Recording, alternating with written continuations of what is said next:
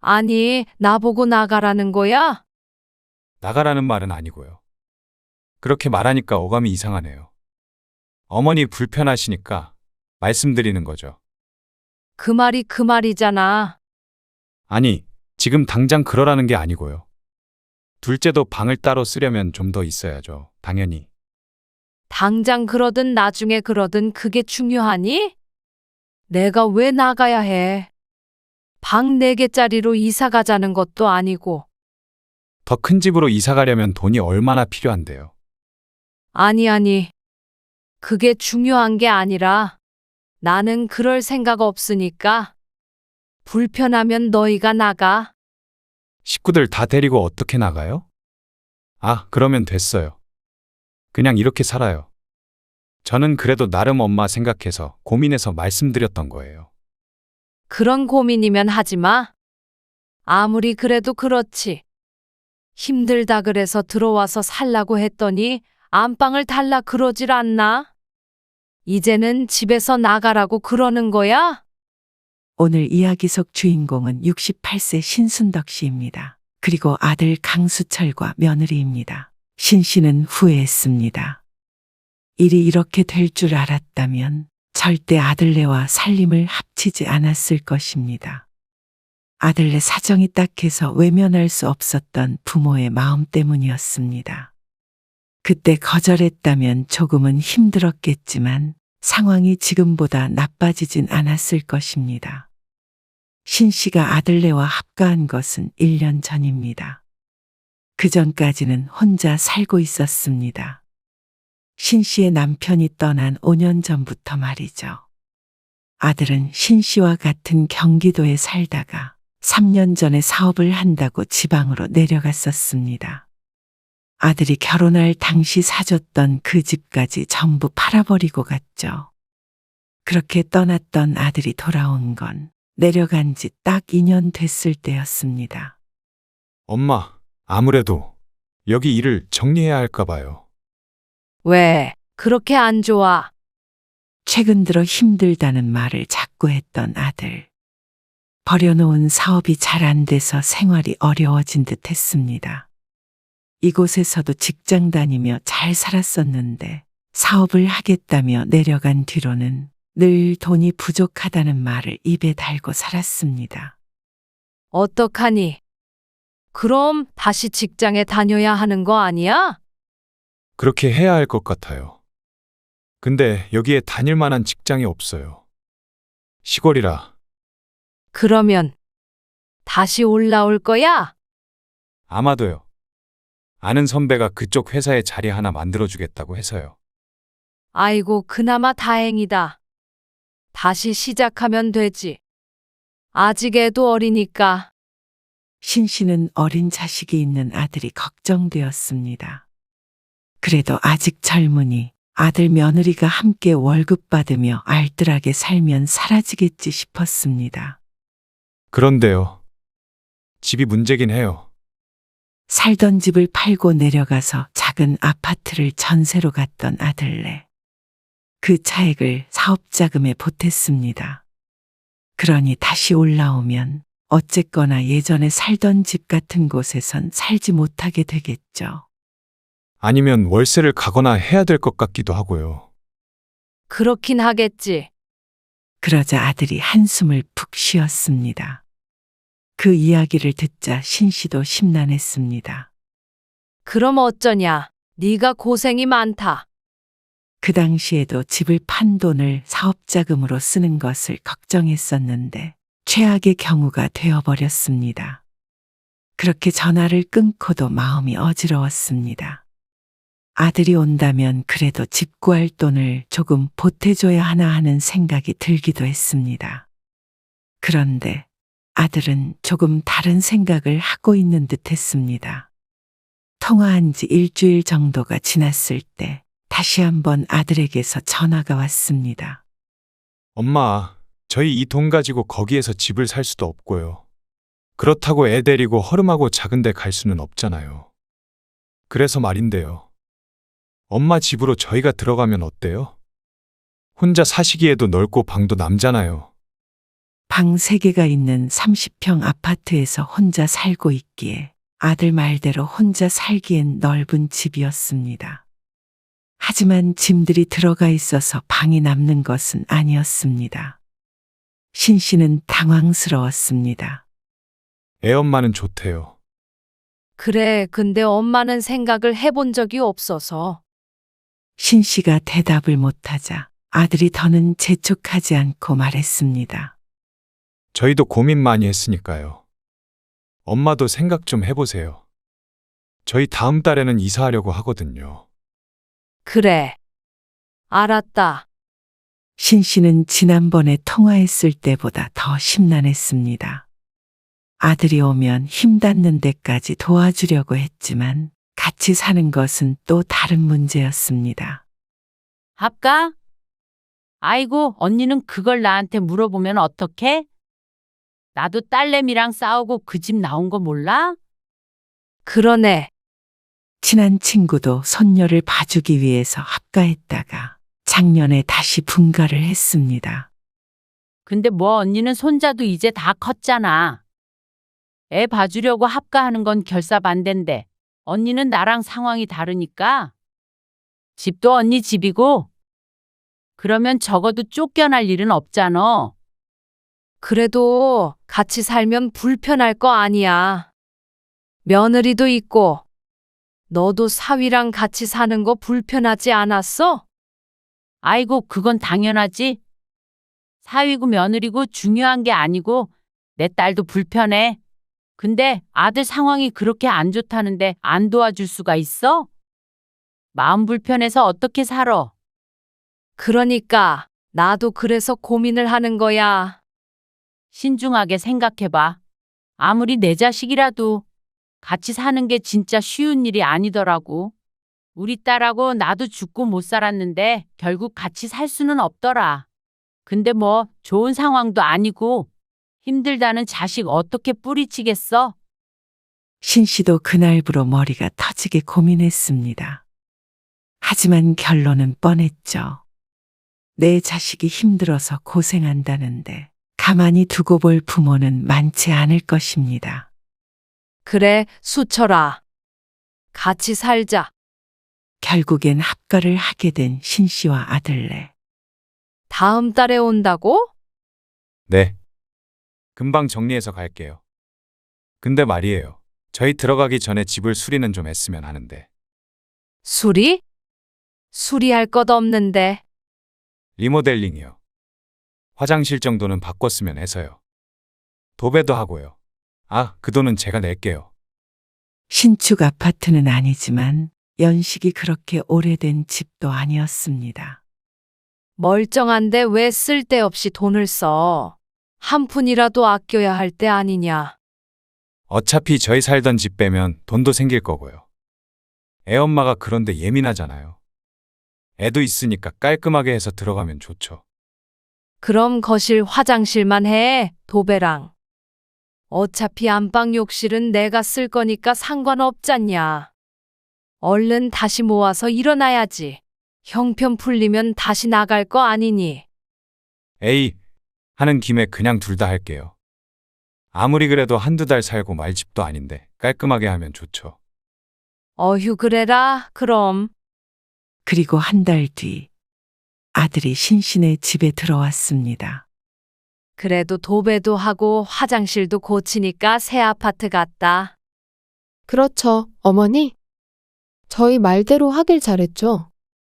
근데 안방까진 뭐하러 했어? 그러자 의문스럽게 웃는 며느리. 그 이유를 알게 된 것은 바로 며칠 뒤였습니다. 작은 방 2개를 비우고 하나는 아들 며느리 또 하나는 9살 된 손자의 방으로 꾸몄습니다. 그런데 어느 날 아들이 말했습니다. 어머니, 안방을요? 저희가 쓰면 어떨까요? 갑작스러운 말에 신 씨가 어리둥절해 했습니다. 무슨 말이야? 안방을? 저희가 둘이잖아요. 그리고 안방은 보통 부부가 쓰니까. 어머니는 혼자니까 작은 방 쓰셔도 안 불편하잖아요. 근데 짐도 많고. 이 방이 익숙한데. 쭉 안방에서 생활하던 신 씨가 갑자기 방을 바꾸자는 소리에 당황할 수밖에 없었습니다. 그래요, 엄마. 이 사람 말대로 해요. 엄마 가끔 거실 화장실도 쓰시잖아요. 이 사람 예민해서 다른 사람이랑 화장실 같이 못 써요. 그니까 저희가 안방 쓰는 게 나을 것 같아서요. 원래 신 씨는 안방 화장실이나 거실 화장실이나 가리지 않고 사용했고, 거실 화장실엔 욕조가 있어서 종종 썼는데 며느리는 그게 신경이 쓰였던 것 같았습니다. 그럼 내가 거실 화장실 안 쓰면 되잖니. 에이, 그것도 그거고요. 그래도 둘이서 큰 방 쓰는 게 좋죠. 지금 쓰는 방 너무 불편해요. 아니, 그래도 내 집이고 내 방인데 짐도 많아서 작은 방에도 둘 곳도 없어. 신 씨가 이렇게 말하자 아들이고 며느리고 아주 서운한 티를 냈습니다. 아니, 엄마 집인 줄은 알죠, 당연히.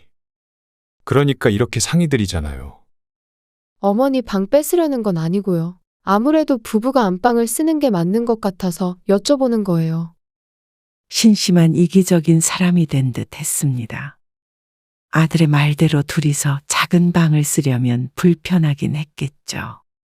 그리고 자기 집에서는 당연히 안방을 써왔으니 지금 상황도 어색하긴 하고 말이죠. 내 짐들은 그럼 어째? 엄마가 무슨 짐이 그렇게 많다고 그러세요. 많아도 저희가 더 많죠. 옷장에 다 들어가지도 않아요. 박스에다 두고 지내는데. 저희가 잠깐 살다가 갈 사람들도 아닌데 솔직히 환영도 못 받는 기분이 들어요. 아무래도 신 씨는 그러고 싶지 않았지만 아들 며느리가 밀어붙이니 도리가 없었습니다. 그리고 아들의 말대로 짐도 많은 부부가 작은 방에서 지내기에는 자신보다도 불편하긴 할 듯했습니다. 아이고, 알았다. 그래. 그리고 그 이야기를 들은 친구는 신 씨 대신 펄쩍 뛰었습니다. 아니, 언니? 무슨 원래 안방을 부부가 쓰는 거야? 제일 옷 어른이 쓰는 거지? 안방 뺏기면 끝이야. 아이고, 그래도 둘이 어떻게 좁은 데서 지내? 화장실도 없고. 그래도 집주인이 누구야? 언니잖아. 지내던 방을 내주는 건 모양새도 좀 이상하지? 에이, 됐어. 이미 바꿨어. 괜찮아. 잠만 자는 방인데 무슨 상관이야? 하지만 그 말처럼 신 씨가 방에서 잠만 자는 것도 아니었고 무엇보다 집에 있는 시간이 가장 긴 것은 다름 아닌 신 씨였습니다. 맞벌이를 하는 아들 부부와 초등학교에 다니는 손자가 집을 나가면 하루 종일 혼자 있었습니다. 그러니 가장 큰 방이 필요한 건 사실 신 씨가 맞았죠. 그리고 아들네가 들어오고 나서부터는 내 집이 아닌 듯 했습니다. 방이 좁아서 답답하고 그래서 늘 거실에 나와 있었는데 그게 며느리 보기에 못마땅했던 것 같았습니다. 저녁을 먹고 소파에 앉아서 드라마를 보고 있는데 며느리가 옆에 오더니 말했습니다. 어머니, 애가 초등학생이잖아요. 근데 어릴 때는 TV를 안 보게 하고 싶거든요. 그래서 이렇게 거실에 내내 TV 켜놓으시는 건 애 교육상 안 좋을 것 같아요. 황당한 말이었습니다. 그러면 TV를 보지 말라는 소리인지. 요즘엔 거실에 TV 안 두는 집이 많아요. 그러면 난 TV를 어떻게 봐? 에이, 핸드폰으로 다 볼 수 있는데요. 뭘? 어머니도 보고 싶은 거 있으시면 방에서 핸드폰으로 보세요. 제가 어떻게 켜는지 알려드릴게요. 그러더니 며칠 뒤에 정말로 거실에 있는 TV를 없애버렸습니다. 아니, 여기 있던 TV를 어쨌어? 주말에 외출했다가 들어온 신 씨가 황당하게 말하자 아들이 태연하게 대답했습니다. 그거 중고로 팔았어요. 뭐? 왜 말도 없이 TV를 팔어? 네? 애엄마가 말씀드렸다고 하던데요. 아니, 그 소리가 그 소리야. TV도 몇 년 전에 비싸게 주고 샀던 건데 말도 없이 처분한 아들 며느리에게 화가 났습니다. TV 판도는 생활비로 보탤게요. 그렇게 거실에서도 쫓겨난 듯한 기분이었습니다. 방에 들어가서 핸드폰으로 작은 화면을 들여다보는데 꼭 감옥에 갇힌 것 같았죠. 그리고 주말에도 감옥 생활은 여전했습니다. 아이고, 미안해. 나 오늘 못 갈 것 같아. 왜? 우리 손자 봐야 해서. 뭐 갑자기? 오늘도 약속이 있었는데 아들 며느리가 말도 없이 아침 일찍 나가버리는 바람에 신 씨가 꼼짝없이 집에 있어야 했습니다. 아직 어려서 집에 혼자 있을 수 없었기 때문에 어쩔 수 없었습니다. 미안해. 우리 놀러 가는 거 상의하기로 했는데. 다음 주에 친구와 함께 나들이를 가는 일로 만나서 얘기하기로 했었는데 본의 아니게 당일에 취소를 해야 했습니다. 그럼 차라리 내가 언니네 집으로 갈까? 건너편에 있는 아파트에 사는 친구였는데 아들네가 들어오기 전에는 종종 와서 시간을 보내곤 했습니다. 어머, 언니 TV는 어디 갔어? 친구가 들어와 서는 거실을 보고 깜짝 놀라서 말했습니다. 아, 우리 손자. 무슨 교육상 안 좋다고. 그러자 알만하다는 표정을 지으며 친구가 혀를 찼습니다. 아이는 거실에서 놀고 있고 신 씨와 친구는 식탁에 앉아서 차를 마시고 있었습니다. 그래서 내가 그날 우리 딸내미한테 데려다 달라고 할 거거든. 삑삑삑. 이야기 도중에 현관문이 열리는 소리가 나더니 아들과 며느리가 들어왔습니다. 어머, 손님이 와 계셨네요. 안녕하세요. 며느리가 당황스러운 표정으로 말했습니다. 아, 안녕하세요. 벌써 왔어? 아, 네. 조금 있다가 다시 나갈 거예요. 아들이 거실 소파에 앉았고 며느리는 부엌으로 왔습니다. 아, 저 잠시만요. 애 간식 좀 줘야 해서. 며느리가 달그락거리며 식탁 한켠에서 무언가 만들기 시작했습니다.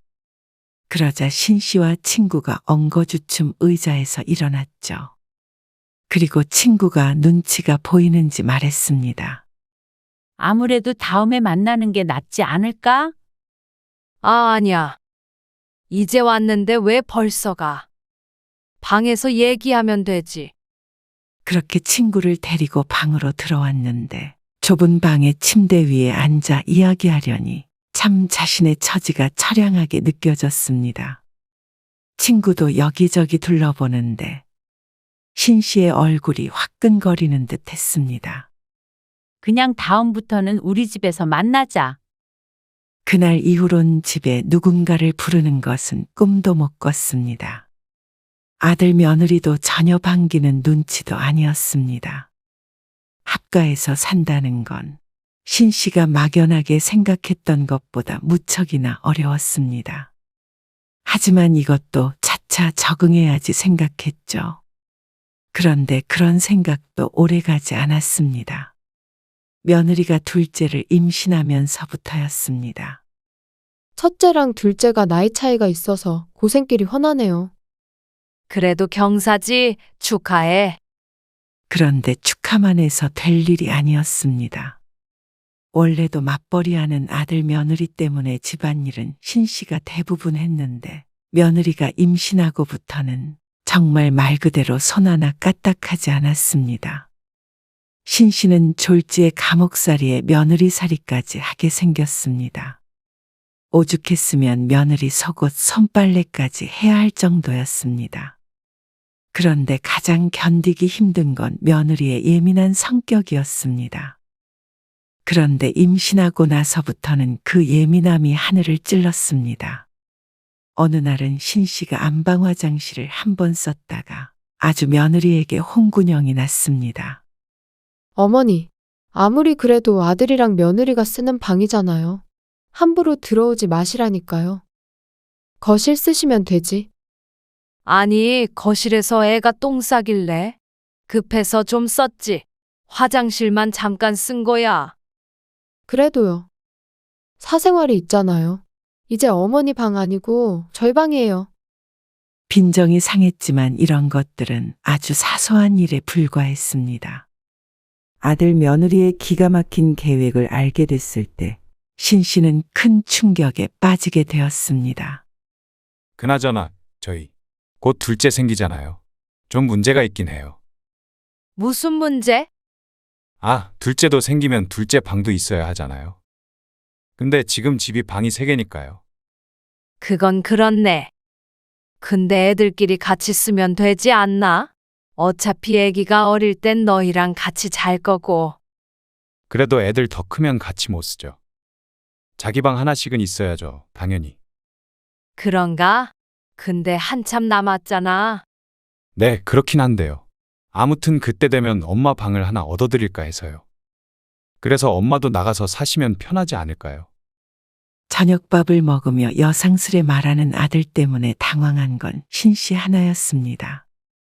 며느리와도 이야기한 바가 있는지 아주 자연스러웠죠. 그래요, 어머니. 지난번에도 손님 오셨을 때 엄청 불편해 하셨잖아요. 그리고 TV 못 보신다고 뭐라고 하시고요. 따로 살면 좋으시죠, 뭐. 그걸 말이라고 하는 건지. 이 집이 누구 집인지 잊은 듯 했습니다. 아니, 지금 나보고 나가라는 거야? 지금 나가라는 말은 아니고요.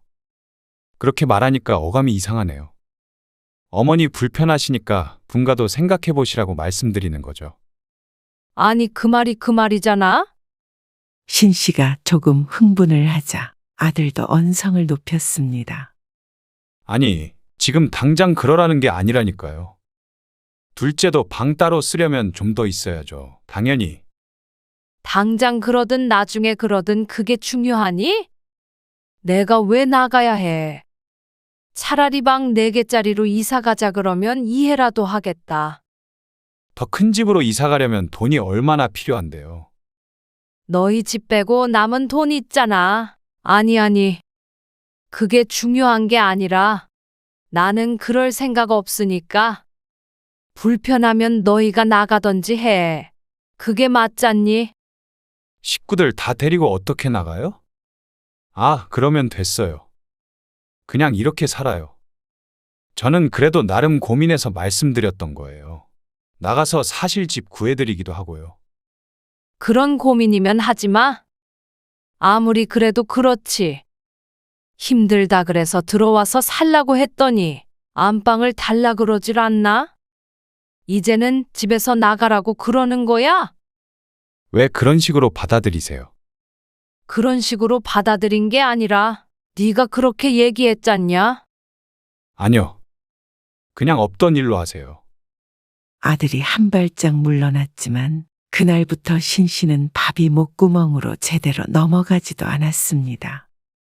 안방을 내준 것부터 아들 식구 살림까지 공짜로 해줘야 하는 것, 손자를 보는 것까지. 아들네가 오고 나서는 몸도 마음도 힘들고 지치는 일뿐이었습니다. 물론 신 씨도 합가하면서 더 나이 들면 자식이 함께 살면 좋지 않을까 하는 기대도 하긴 했지만 그 전에 내 집에서 쫓겨나면 모두 소용이 없었습니다. 한동안 신 씨는 화나서 아들 며느리와 말도 안 했습니다. 그리고 그러던 신 씨가 더 이상 아들네와 살지 않기로 결정한 것은 아들네 손님이 집에 오고 나서부터였습니다. 안녕하세요, 어머니. 수철이 선배입니다. 아들의 일자리를 주었다던 선배와 함께 모임하는 지인들이 방문을 했습니다. 아, 네. 안녕하세요. 손님이 온다는 것은 알고 있었지만 한두 명이 올 줄 알았지 5명씩이나 올 줄은 몰랐습니다. 저녁은 시켜 먹는다길래 음식할 걱정은 없었지만 대신에 신 씨는 거실에는 얼씬도 하지 못했습니다. 어머니, 손님들 갈 때까지만 부탁드려요. 자신이 못 올 곳에 있는 것도 아닌데 신경 쓰일 수 있으니 왔다 갔다 하는 걸 자제해 달라는 며느리. 눈치가 보여서 화장실도 못 갈 듯 했습니다. 참나? 자신의 손님이 왔을 때도 작은 방에 처박혀 있었는데 이러나 저러나 제 집에서 마음 편히 있지도 못하는 처지였습니다. 하지만 화장실까지 안 갈 수 없어서 살금살금 나가는데 거실에서 떠들썩하게 대화 소리가 들려왔습니다. 아무튼 수철이가 참 효자야. 어머니 모시고 사는 것 봐. 요즘 젊은 사람이 누가 부모 모셔? 아이 뭘요? 근데 재수 씨가 더 대단하지. 시어머니 모시고 사는 며느리가 흔하지 않아요. 재수 씨 참 고생 많으시겠어요. 그냥 자식돌이 하는 거죠.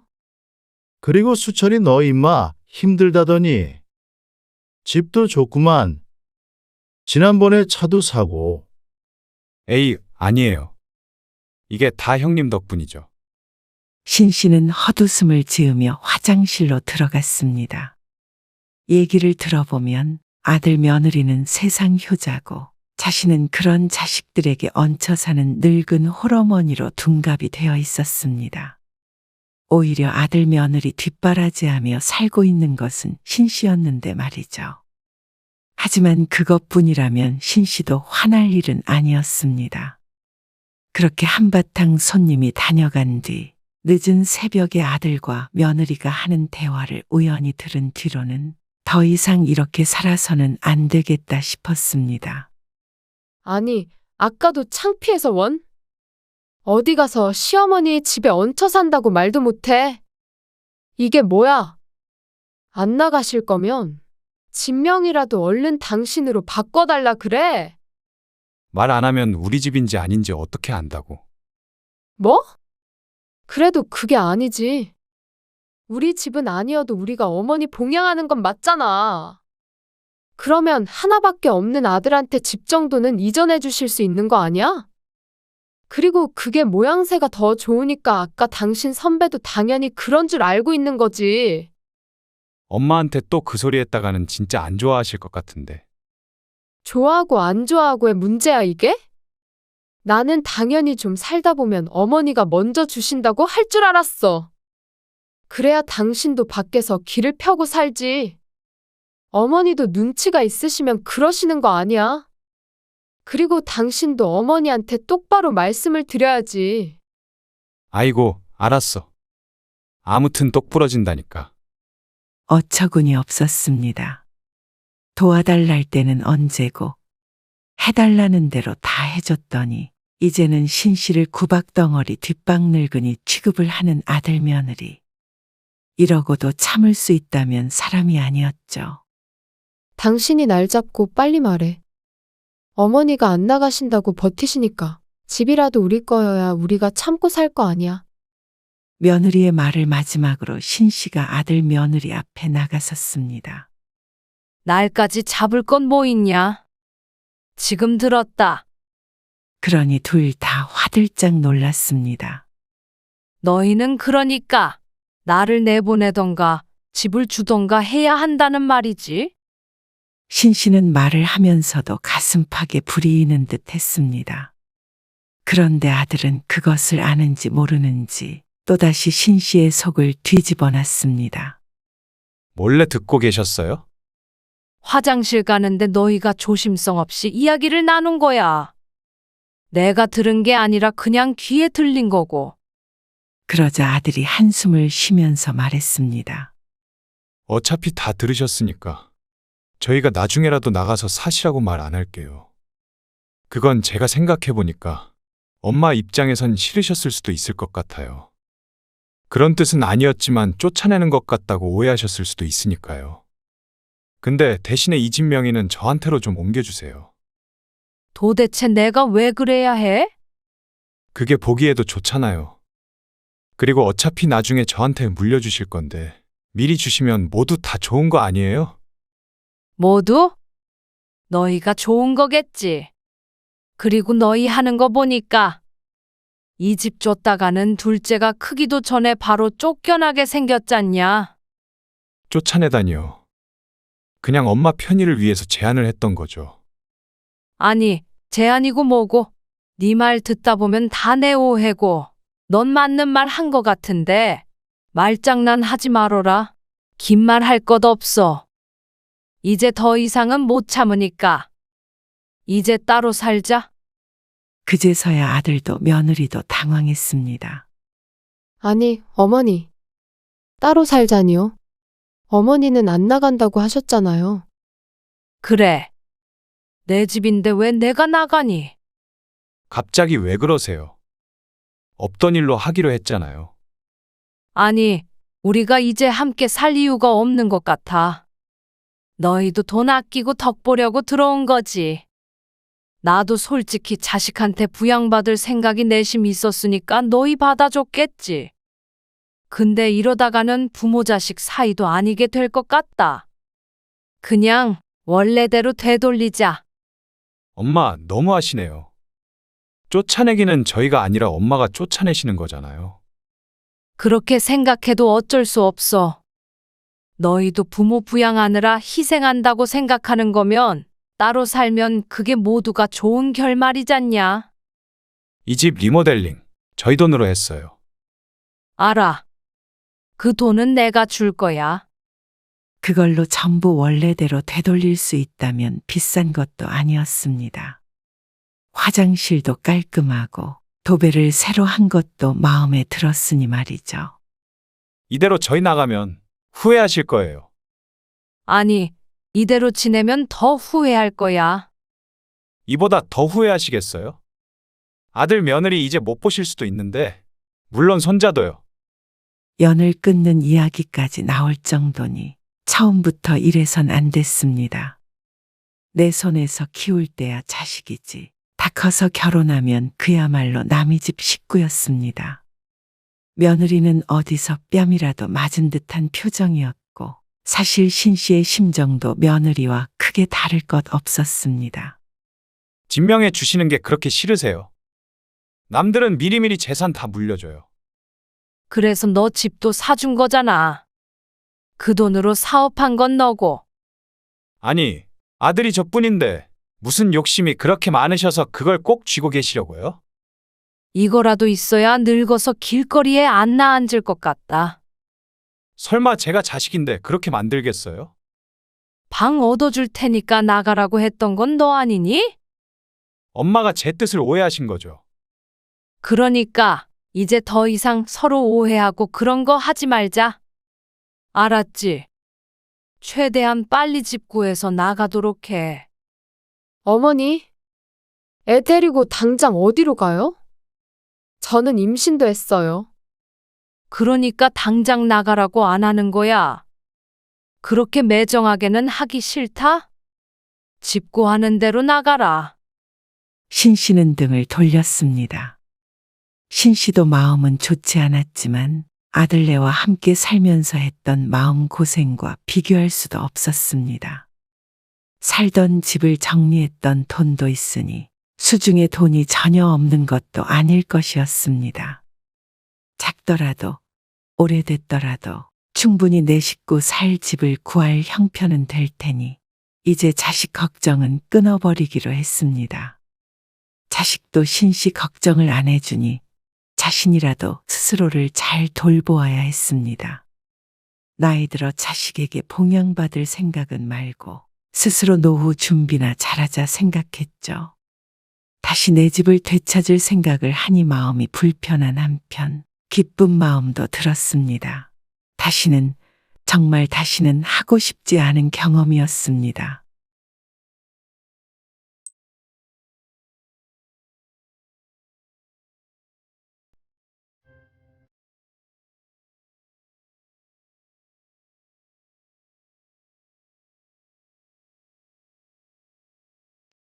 여기까지 와서 이러셔야겠어요. 그러게요. 어머니 이렇게 가시면 저희는 어떻게 해요? 아니, 여행 잘 오셔서는? 이해가 안 되네? 혹시 애들 좀 봐달라고 한 것 때문에 그러세요? 아, 그럼 내일부터는 봐달라고 부탁 안 드릴게요. 진짜 서운하게 왜 그러세요? 너희 같이 여행 오자고 했으면 엄마 의견도 좀 들어줘야 하는 거 아니야? 엄마한테는 애들 쫓아다니게 하고 너희만 그렇게 쇼핑하러 돌아다니면 어떡해? 나한테 이 여행이 어떤 의미인데? 나도 야시장 가보고 싶고 맛있는 음식도 이것저것 먹어보고 싶고, 나도 여행 즐길 줄 알아. 너희만 해외여행 와보고 싶었던 거 아니라고. 오늘 이야기 속 주인공은 65세 오영실 씨입니다. 그리고 그녀의 아들 박민규, 며느리 서보경에 대한 이야기입니다. 남들은 자식들이 환갑이라고, 칠순이라고 여행 보내주고 그런다던데, 오 씨의 아들은 오히려 오 씨의 등골을 빼먹는 것으로도 부족해서 함께 간 여행에서는 부모의 짐짝 취급이었습니다. 오 씨는 왜 자신의 돈을 들여가면서 이런 취급을 받아야 하는지 억울했습니다. 시간을 되돌릴 수 있다면 아들이 공짜로 데려가 주겠다고 해도 절대 함께 가지 않을 것입니다. 오 씨가 얼마나 이번 여행을 기다렸는지 아는 아들이 이렇게 여행을 망쳐버린 게 더욱 슬펐습니다. 아들 며느리 위한다고 함께 한 여행이었는데 이토록 후회될 줄은 몰랐죠. 오 씨는 65세가 될 때까지 가까운 나라라도 해외여행을 가본 적이 한 번도 없었습니다. 젊어서는 먹고 사는 게 바빠 그런 생각을 해본 적도 없었고 나이 드니 엄두가 나지 않았죠. 하지만 죽기 전에 한 번은 꼭 가보고 싶은 생각은 있었습니다. 그러던 차에 마침 미국에서 사는 고향 친구에게서 오랜만에 전화가 왔습니다. 전에 미국에 한번 와보고 싶다고 했잖아. 그랬지. 우리 딸도 결혼해서 이제 따로 살거든. 언니 미국에 한번 놀러 와. 그럼 숙소도 필요 없고 내가 좋은데 구경 많이 시켜줄게. 해외여행을 가보고는 싶었지만 미국처럼 먼 나라는 생각도 못했었던 오 씨였습니다. 일본이나 중국 이런 데만 떠올렸었죠. 딱 비행기값만 내면 다른 건 내가 다 책임질게. 오 씨도 솔깃하지 않을 수 없었습니다. 그래? 미국 너무 멀어서.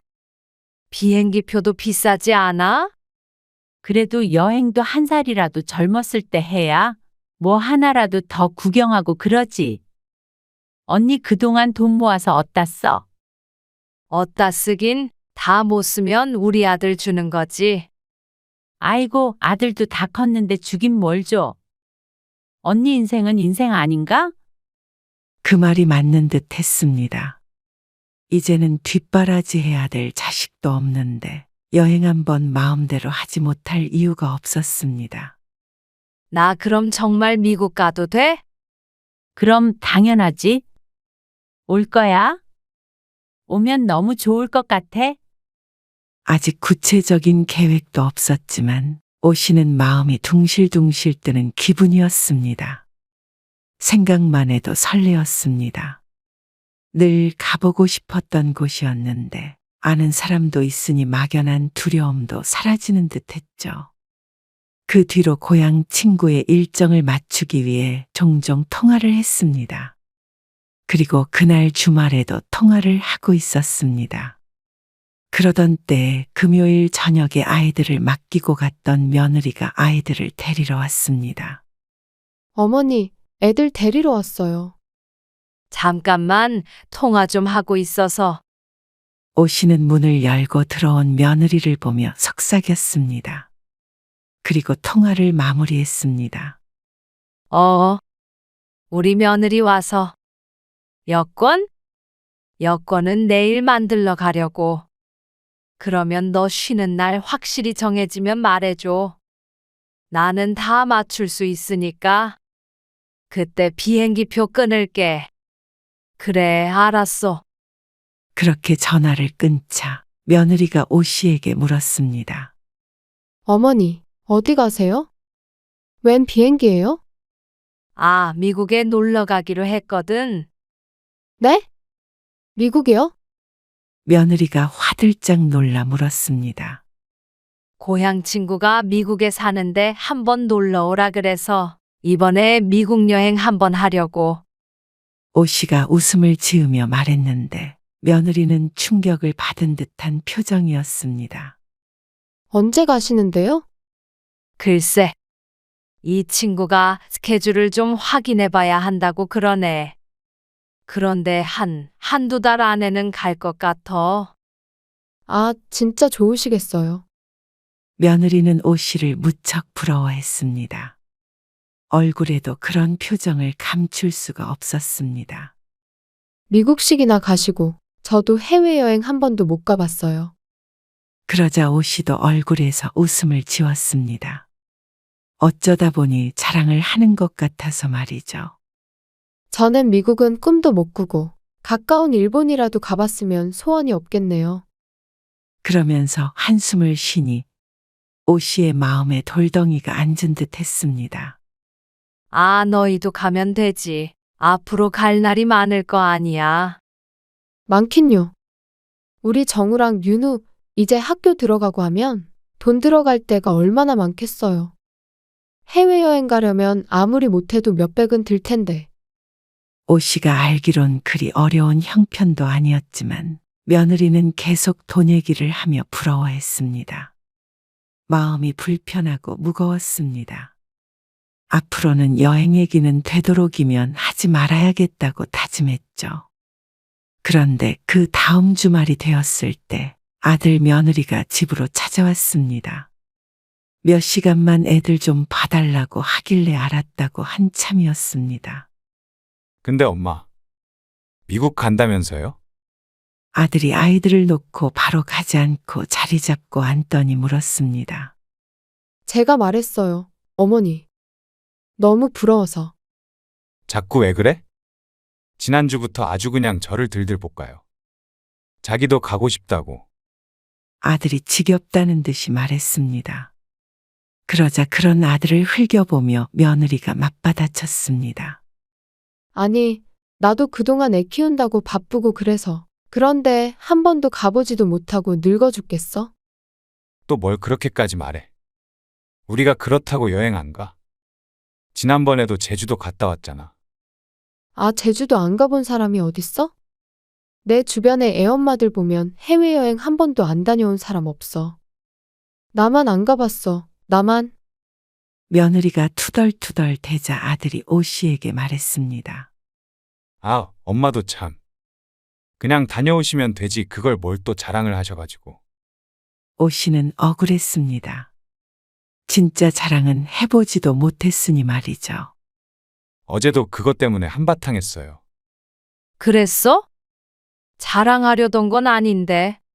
너희도 같이 갈래? 오 씨가 머뭇거리면서 말하자 아들이 손을 휘 저으며 말했습니다. 미국은 무슨 미국이에요. 그 정도 여유가 어딨어요. 나도 여유 있어서 가니. 더 늦을까봐 가는 거지. 어머니, 가실 때 돈 좀 더 쓰셔서 저희 좀 데려가 주세요. 며느리가 농담 반 진담 반 웃으면서 말하자 아들이 핀잔을 줬습니다. 조금 더 쓴다고 우리 네 식구가 미국을 가? 아이고, 나도 돈만 많으면 다 데리고 가고 싶다. 아무튼 부럽네요. 여보, 우리는 그냥 태안이나 다녀오지. 또? 아들까지 그러니 오 씨는 심란한 마음이었습니다. 진심인지 모르겠지만 자꾸만 부럽다 데리고 가라 하는 바람에 오 씨는 고민 아닌 고민이 됐죠. 그런데 그게 진심이었다는 걸 며칠 뒤에 알게 됐습니다. 어머니, 아들 며느리가 다녀간 지 일주일도 지나지 않았을 때 며느리에게서 전화가 왔습니다. 무슨 일 있니? 저희도 좀 보탤 테니까. 미국 말고 동남아로 가시면 안 될까요? 저희랑 같이요. 뜬금없는 며느리의 말에 오 씨가 말문이 막혀 대답을 못했습니다. 솔직히 미국에 갈 돈이면 저희 다 같이 동남아 갈 수 있잖아요. 나는 비행기 표만 끊고 거기서는 친구네 집에 있기로 한 거야.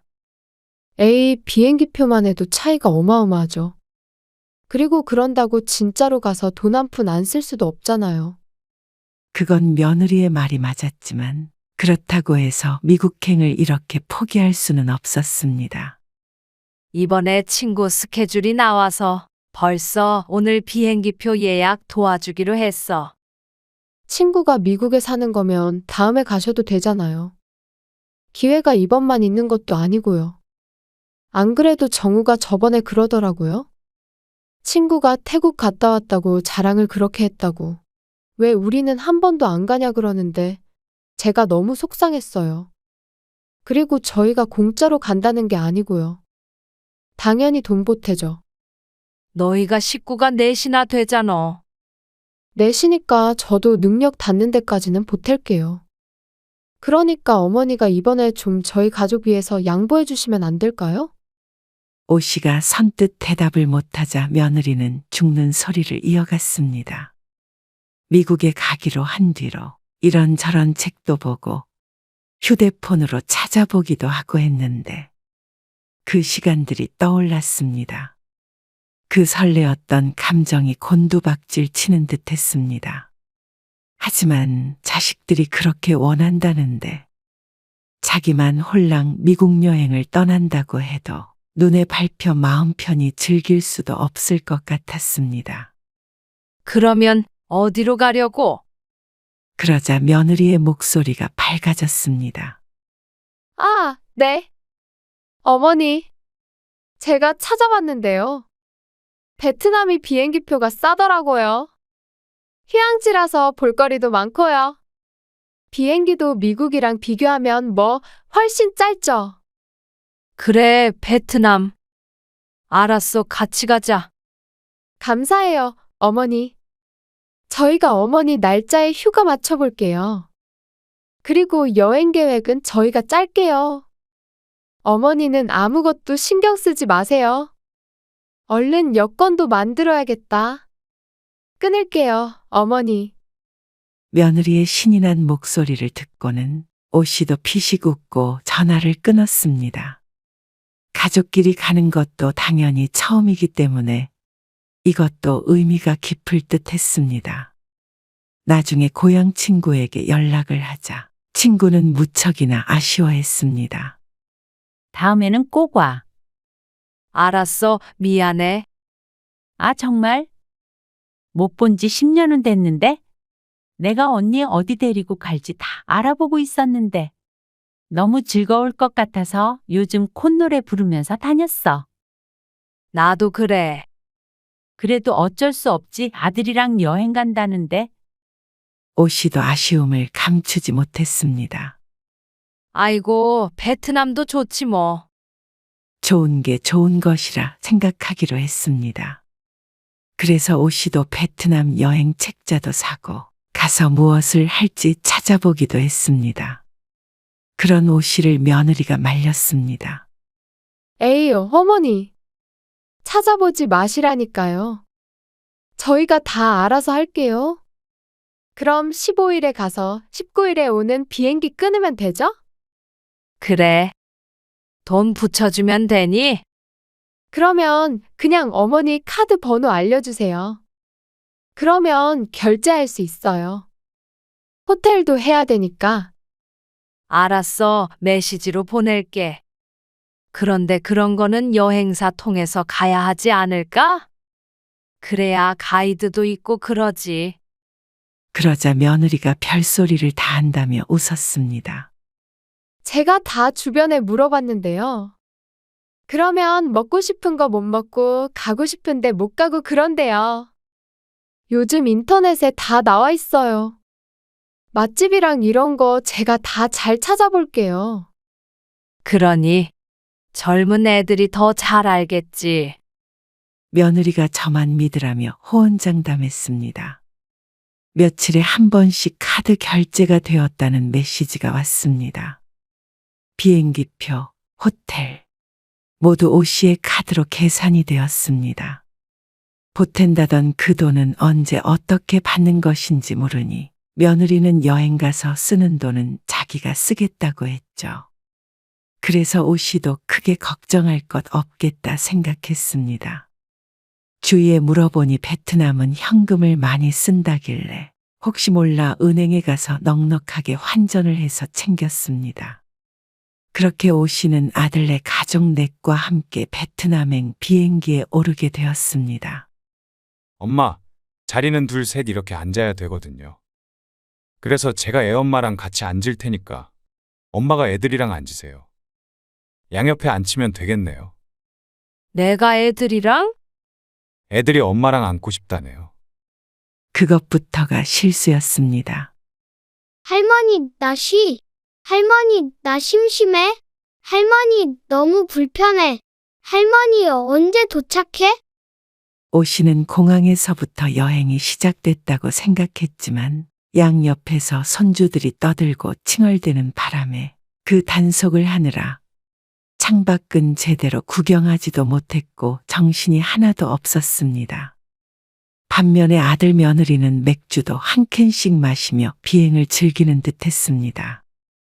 비행기에 내려서도 아이들의 등살에 힘든 것은 오씨뿐이었던 것 같았습니다.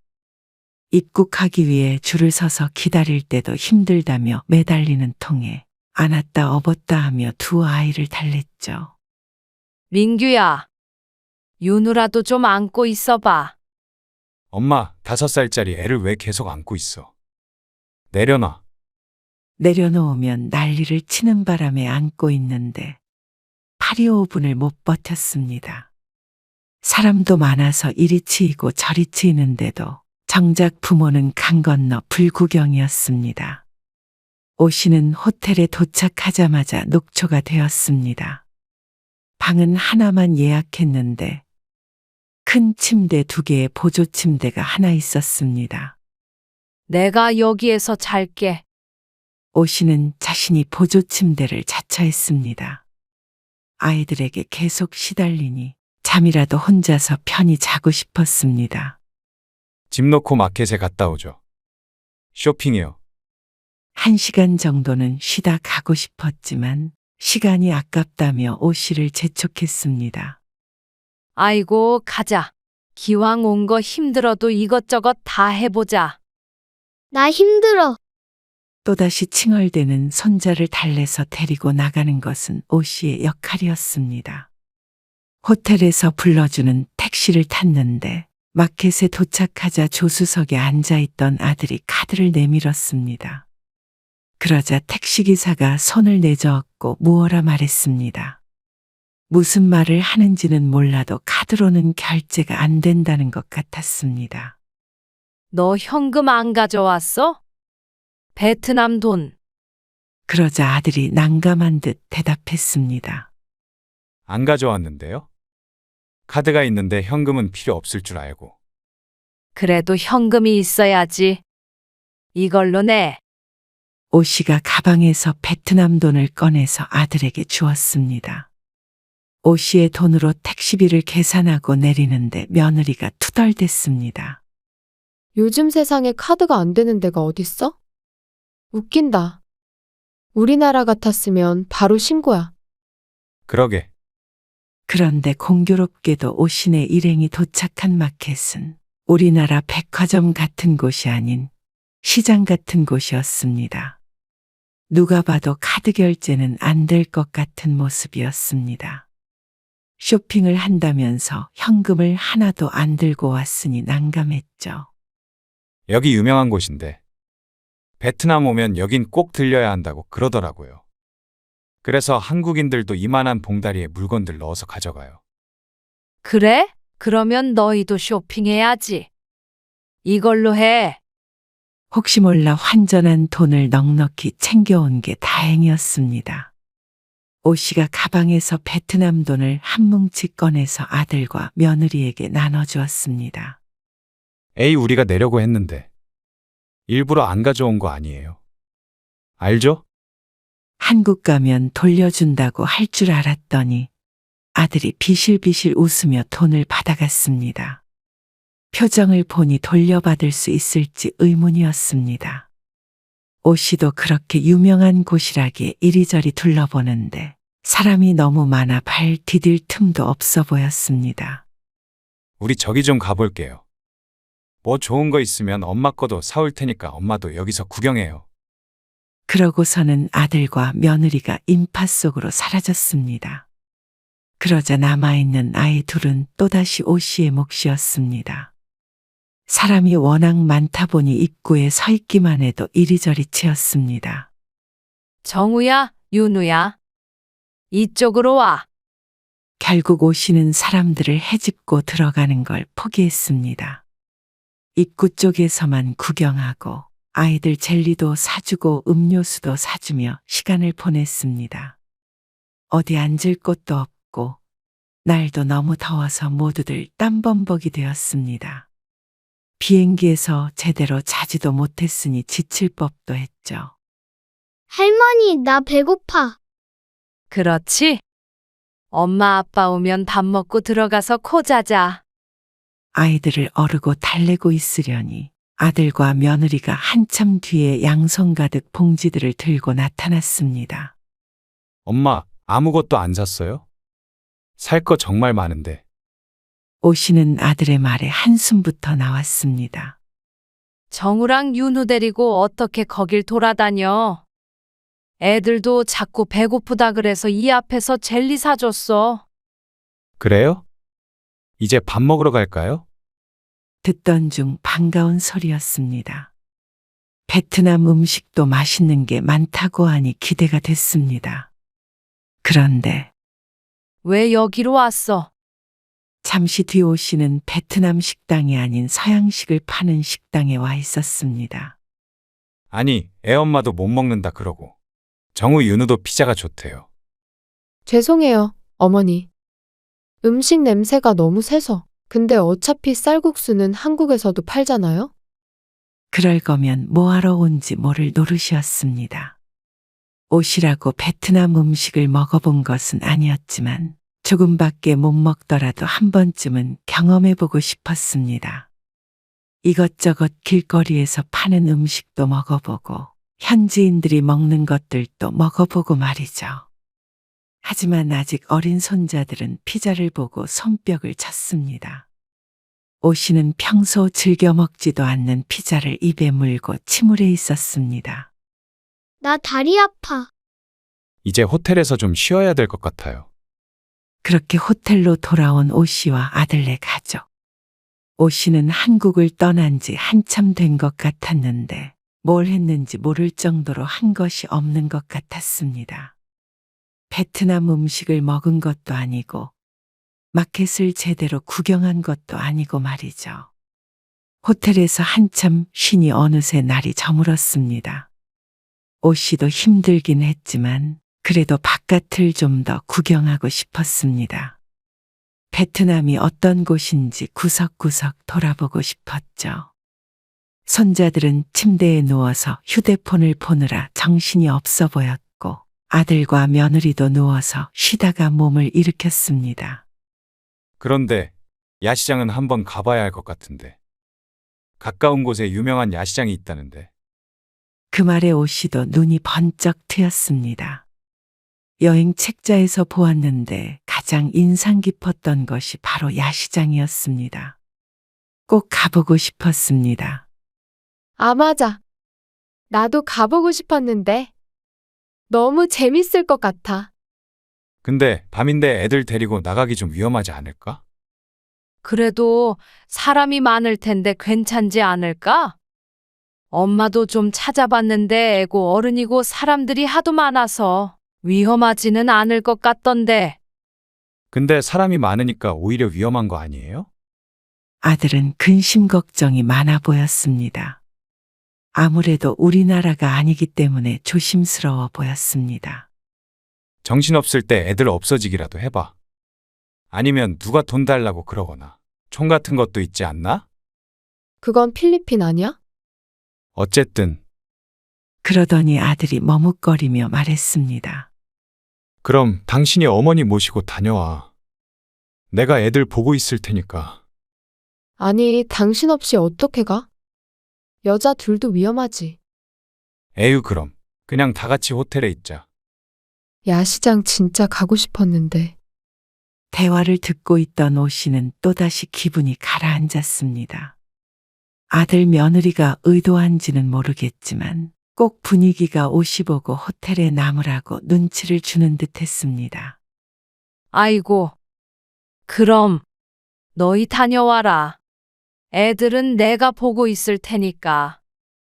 그러자 며느리의 표정이 확 밝아졌습니다.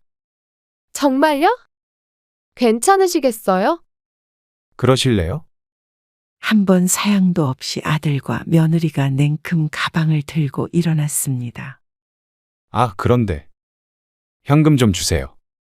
땡전 한 푼 없는 아들 며느리가 손을 내밀었습니다. 그 손에 돈을 쥐어주고 호텔에 남은 오씨는 허탈한 기분이 들었습니다. 이러려고 먼 길을 온 것이 아니었는데 난생 처음 온 여행이 내내 이럴까봐 두려운 마음이 들었습니다. 내가 뭐 하고 있는지 모르겠다. 호텔에서 할 일도 없으니 잠이나 자고 내일 아침 일찍 일어나야겠다 싶었습니다. 아이들을 씻기고 재운 뒤에 오씨도 보조 침대에 누웠습니다. 그때까지도 아들과 며느리는 오지 않고 있었습니다. 걱정이 되어 전화해 봤더니 무척이나 신나 보여서 전화를 끊고 눈을 감았습니다. 종일 피곤했던 오씨는 까무룩 잠이 들었습니다. 그런데 얼마나 잤는지 모르겠지만 어깨를 흔들어 깨우는 아들 때문에 다시 눈을 뜨게 되었습니다. 엄마, 일어나 보세요. 왜? 오씨가 정신을 추스르자 언제 들어왔는지 아들 며느리가 앉아 있었습니다. 왔어? 재밌게 놀다 왔니? 네. 아까 들어와서 한잔 했어요. 그래, 엄마는 안 먹어. 아, 그게 아니라 엄마 코를 너무 고는데요.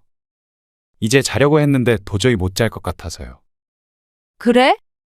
아이고, 미안하다. 그런데 아들이 오씨에게 덧붙여 말했습니다. 저희 이제 잘 거니까 엄마가 한 20분만 있다가 주무세요. 그러게요. 저희가 먼저 잠들어야 될 것 같아요. 며느리까지 그렇게 말하자 무척 민망했습니다. 그러고는 아들 며느리가 불을 끄고 자리에 누웠습니다. 지금 주무시면 안 돼요. 농담이 아니었는지 진지하게 재차 확인하는 아들 때문에 오씨는 잠에 들지 못했습니다. 오히려 잠이 깨서 한참을 깨어 있어야 했습니다.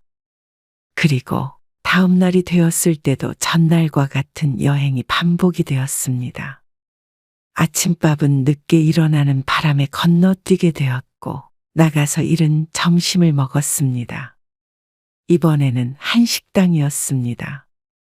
그리고 나서의 일정도 오씨는 도저히 이해를 하지 못했습니다.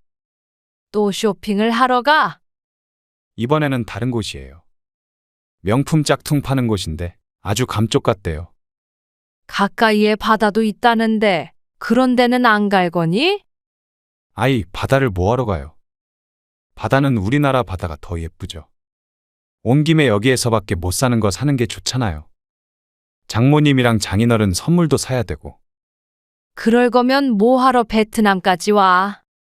좀 해외여행답게 유람선이나 뭐 그런 것도 타고 바다에서 수영도 하고 싶은데 아, 그래요. 근데 이번 여행은 저희가 계획하기로 한 거니까 좀 맞춰주세요. 다 원하는 곳으로 갈 수는 없잖아요. 그리고 저희 선물을 아직 못 사서. 그럼 엄마 가기 싫으시면 차라리 애들 데리고 호텔에 계실래요? 어이가 없었습니다. 내가 호텔에 있으려고 왔니? 나도 여기저기 돌아다니고 싶어. 이럴 거면 차라리 가이드 통해서 왔으면 좋았잖아. 너희가 짠 일정이 다 이래? 혹시 돌아갈 때까지 이런 것만 할 거니? 오씨가 상상했던 여행이 아니었습니다. 그러자 며느리의 대답이 황당했습니다. 어머니. 촌스럽게 왜 그러세요? 어머니 거도 사올게요. 그래요, 엄마. 호텔에 들어가 있어요. 그러고는 오씨의 돈가방을 들고 가버렸습니다. 오씨는 그런 아들 며느리를 황망하게 쳐다보았습니다. 뭐 저런 것들이 다 있나 싶었습니다. 할머니, 다리 아파. 여기까지 와서 호텔에서 애만 보다가 돌아가게 될 줄은 몰랐습니다. 아직 이틀이 남아있긴 했지만 이대로라면 불보듯 뻔했습니다. 참 괘씸했습니다. 게다가 쇼핑 가서 사오는 것이라고는 지들 신발, 옷, 그리고 사돈네 선물. 전부 다 오 씨의 돈으로 사면서 정작 오 씨를 위한 건 단 하나도 사오지 않은 아들 며느리였습니다. 아주 물 만난 물고기들 같았습니다. 애도 맡길 수 있겠다, 공짜겠다. 베트남 여행은 지들 둘만 즐기고 있었습니다. 자기가 다 알아서 하겠다더니 오 씨가 원하는 건 단 하나도 하지 못했습니다. 한참 뒤에 아들이 돌아왔습니다. 엄마, 이따가 밤에 저랑 같이 야시장 가실래요? 오 씨가 침대에 걸터 앉아 팔짱만 끼고 있으니 아들이 슬그머니 물었습니다. 아무래도 오 씨의 기분이 좋지 않은 것을 눈치챈 듯했습니다. 나는 이제부터 여행 따로 할 거야. 오 씨가 말하자 아들과 며느리의 눈이 커졌습니다. 무슨 말이에요? 이렇게 내 소중한 시간과 돈을 날려버릴 수가 없어. 내일부터는 너희는 너희 하고 싶은 거 해.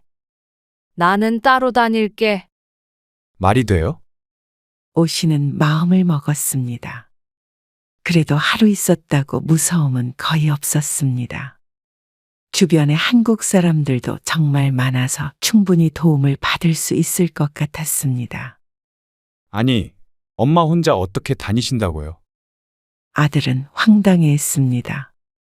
알아서 할게. 나도 하고 싶은 거 다 해보고 싶어. 내 가방 줘. 오 씨는 아들이 들고 있던 돈 든 가방을 가져왔습니다. 그리고 그 안에서 지폐를 조금 꺼내서 주며 말했습니다. 자, 일단 이거 받아. 내일부터는 나도 현금이 있어야 되니까. 너희도 우선 이걸로 좀 쓰고 내일부터는 부족하면 카드로 돈을 뽑든 해서 환전해서 써. 여기까지 와서 이러셔야겠어요? 어머니, 이렇게 가시면 저희는 어떻게 해요? 카드로 돈 못 뽑으면 저희 땡전 한 푼도 없잖아요. 오 씨의 기분보다는 당장 써야 할 돈이 더 문제인 듯 했습니다. 여행 잘 오셔서는 이해가 안 되네. 혹시 애들 좀 봐달라고 한 것 때문에 그러세요? 아, 그럼 내일부터는 봐달라고 부탁 안 드릴게요. 진짜 서운하게 왜 그러세요? 아들은 오히려 오 씨에게 화가 나 보였습니다. 그래서 야시장에도 같이 가자고 말씀드렸잖아요. 돈 내주셨다고 이런 식으로 하시는 거는 꼭 절 무시하시는 것 같네요. 돈도 이거 주면서 알아서 하라니. 오 씨도 할 말은 많았습니다. 너희 엄마 미국 가려던 거 붙잡고 같이 베트남 오자고 했으면 엄마 의견도 좀 들어줘야 하는 거 아니야? 엄마한테는 애들 쫓아다니게 하고 너희만 그렇게 쇼핑하러 돌아다니면 어떡해? 나한테 이 여행이 어떤 의미인데? 아니, 그러면 미국에 가시지 왜 저희랑 여기 오셨어요? 쪼잔하게 그러시는 거 아니에요. 그깟 돈 가지고 사람 우스워지게 이러지 마세요. 그리고 저희도 어머니한테 맞추느라 여행 충분히 못 즐겼어요. 황당해서 말도 안 나왔습니다. 그래? 그럼 돈 가지고 쪼잔하게 한번 해볼까? 너희가 여기 와서 쓴 돈들 다 돌려줘. 그리고 호텔도 나는 따로 잡을 테니까. 이 반값도 내 통장에 넣어. 현금은 없어도 입금은 할 수 있을 거 아니야? 내일 돈 못 뽑으면 연락해라. 입금해주면 그만큼 줄 테니까. 그래도 타국에서 애들 데리고 돈 없이 돌아다닐 순 없으니까 말이다. 아니, 어머니, 그건 아니죠. 어머니가 호텔비 내주시기로 했잖아요. 그리고 쇼핑한 거는 이거 얼마 안 해요. 그니까 얼마 안 하는 거 달라 이 말이야. 돈 가지고 쪼잔하게 한다며? 그러니까 너희 기대에 부응해주겠다는 거 아니니? 아니, 여행 데려와 준다더니 이렇게 내팽개치면 완전 사기죠. 비행기도 나는 따로 앉아서 갈 테니까. 너희도 여행 잘해라. 애들 잘 챙기고. 그럼 나는 나가볼게. 아들과 며느리가 붙잡았지만 오 씨는 그 호텔을 나와버렸습니다. 그리고는 길에 있던 한국인 가족에게 물어 한 골목 떨어진 곳에 있는 큰 호텔로 들어갔습니다. 다행히도 바로 체크인을 할 수 있었죠. 그리고 다음 날도 그 한국인 가족들에게 도움을 받아서 현지에 있는 가이드를 구해 새로운 여행 계획을 짤 수 있었습니다. 아침 일찍 아들에게 전화가 와서 이제라도 돌아와라. 애들 때문에 우리끼리 다니기 힘들다. 엄마도 혼자서 어떻게 다니냐 했지만 오씨는 걱정 말라며 전화를 끊었습니다.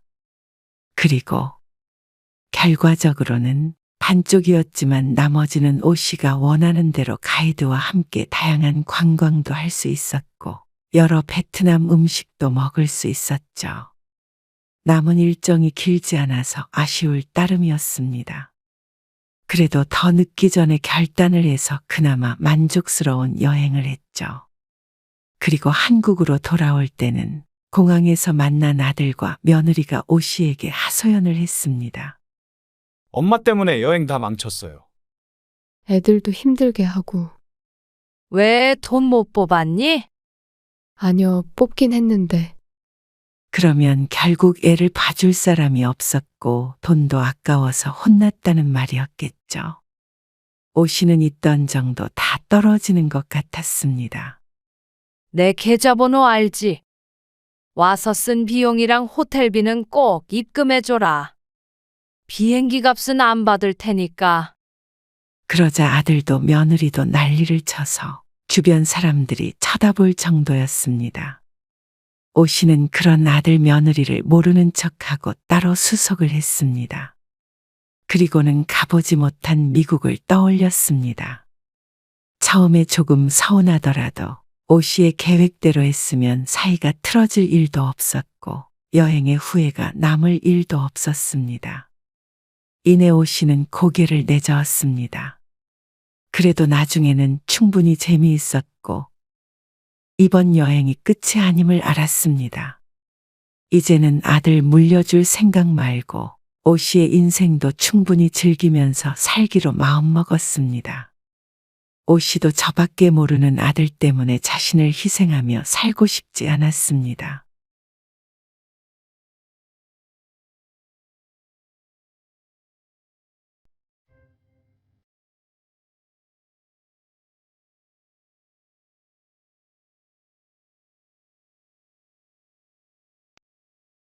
너희 요즘에 나를 대하는 것도 그렇고 전부 내가 그만두길 바라고 신호를 준 거지? 내가 여기 얹혀 사는 군 식구도 아니고 너희 도와준다고 일도 그만두고 여기 들어와 있는 건데 무슨 가정부 부리듯이 그런 취급하면 안 되는 거 아니니? 민수 아빠도 그래. 무슨 뭔지 좀 보라고 하질 않나? 살림에 신경을 더 쓰라고 하지 않나? 엄마는 지영이 네가 도와달라 그래서 너 고생하지 말라고 온 거잖아. 아니야? 너희가 입맛대로 마음대로 부리라고 들어온 거 아니잖아. 그건 아니지만 그래도 장모님도 공짜로 하신 일은 아니잖아요. 뭐? 공짜가 아니라고? 그러면 너희는 나를 월 60만 원에 부릴 수 있는 입주 도우미쯤으로 생각하는 거야? 아니, 300만 원 주는 입주 도우미한테도 그렇게는 말 못해. 그래도 저희가 아예 안 드린 것도 아니고. 그래도 장모님 생각해서 최대한으로 드린 거예요. 그러면 저희도 살림은 이러이렇게 했으면 좋겠다 하고 말씀드릴 수는 있는 거잖아요. 최저시급도 안 되는 거 모르니? 나는 5년 동안 그 돈 받고 밥 해주고 빨래해주고 애 키워주고 다 했어. 사위한테 그런 말 들으면서 너희 집에서 일하느니 다른 집 들어가서 가사 도우미 하면 금방 부자 되겠다. 너희도 그럼 그 돈 주고 사람 써봐. 직접 돈 주고 고용해봐야 고마운 줄 알지. 어쨌거나 나는 이제 집에 갈 거니까 너희끼리 알콩달콩 살아봐라. 오늘 이야기 속 주인공은 65세 성덕순 씨입니다. 그리고 그녀의 딸 임지영과 사위입니다. 성 씨는 하나밖에 없는 딸을 시집 보내고 혼자서 잘 지내고 있었습니다. 딸이 그런 성 씨에게 도움을 요청하기 전까지만 해도 말이죠. 애 낳고 키우다 다시 맞벌이를 하게 되니 힘들다며 죽는 소리를 하던 딸. 그런 딸이 안쓰러워 5년 전에 하던 일도 그만두고 딸을 위해 발벗고 나선 성씨. 그런 선택이 성씨를 위해서도 딸을 위해서도 잘못된 결정이었다는 것을 뒤늦게 깨달았습니다. 시작은 5년 전이었습니다. 엄마, 나 미치겠어. 왜 그래? 다시 회사 나가야 하는데 민수가 어린이집에 있질 못해. 뭐? 그럼 어째? 손자가 돌이 됐을 때 아이를 어린이집을 보내고 일을 다시 시작한다던 딸이 성씨에게 전화를 했습니다. 2시간도 못 있어서 울고불고 난리가 나서 또 바로 데리고 왔어. 나 진짜 이번에 꼭 복직을 해야 하는데. 딸은 무척 괴로운 목소리로 하소연했습니다. 그래서 말인데 엄마가 좀 도와주면 안 될까? 민수가 4살은 돼야 어린이집 갈 수 있을 것 같아. 성씨는 딸의 부탁에 당황했습니다. 성씨도 도와주고 싶지만 일을 하고 있기 때문에 그럴 상황이 되질 않았습니다. 엄마도 도와주고 싶은데 일 때문에 하루 종일 봐주는 건 힘들 것 같은데. 아니면 오후에 잠깐씩 봐주는 건 안 될까? 그건 의미가 없지. 내가 회사에 가야 하니까. 엄마 어차피 이번 여름까지만 도와주기로 한 거 아니야? 그러면 내가 가을에 복직할게. 친한 친구의 삼계탕 집에서 일을 도와주고 있던 성씨였는데 매년 바쁜 여름 몇 달만 일을 하고 있었죠. 그런데 내년에도 해야 하는데. 그러면 그때까진 괜찮니? 그러자 딸이 말했습니다. 아니, 그래도 몇 년은 좀 도와줄 수 없을까? 그러면 성씨에게 일을 그만두라는 소리와 같았습니다. 나름 노후 대비를 한다고는 했지만 60세 젊은 나이에 일을 안 하고 사는 건 불안한 일이었죠. 민수 아빠랑 상의해봤는데 우리가 많이는 아니어도 매달 60만 원씩 엄마한테 주면 어때? 어차피 엄마 여름에만 거기서 일하는데 매달 받으면 그게 더 나을 수도 있지. 우리도 그 이상은 힘들어. 그렇게 되면 맞벌이하는 의미가 없으니까. 하지만 애 키우는 것이 보통 일이 아니라 그 정도는 터무니없는 금액인 것을 성씨도 알고 있었습니다. 그래도 남도 아닌 내 딸을 도와주는 일이니 돈으로만 계산할 수는 없는 노릇이었습니다.